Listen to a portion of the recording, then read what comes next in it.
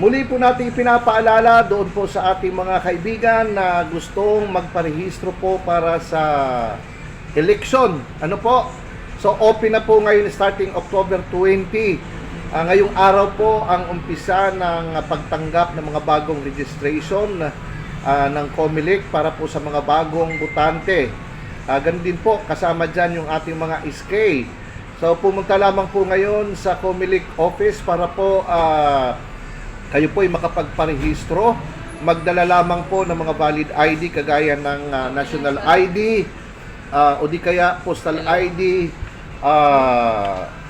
PWD ID, tinatanggap din po ang student ID, ganun din ang senior citizens ID, driver's license, ang NBI, ang passport, SSS or GSIS, ang NCIP at iba pang mga valid government IDs.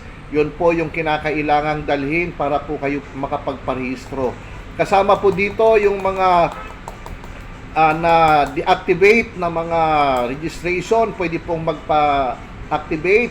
Yung mga pagpapalit po ng mga pangalan ay pwede pong pumunta ngayon sa COMELEC para nga po doon sa voters registration. So magtatagal po naman yan hanggang May 2026. Ito po ay paghahanda para po sa BSK 2026 na hindi po natuloy ngayon, hindi po matutuloy ngayong taong ito.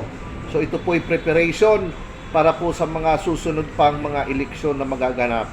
So muli po ang paalala ay pumunta lamang po sa COMELEC para po sa inyong registration doon sa mga bago nating mga gustong makaboto na sa mga darating pang mga eleksyon. Maraming salamat po at magandang umaga sa bawat isa.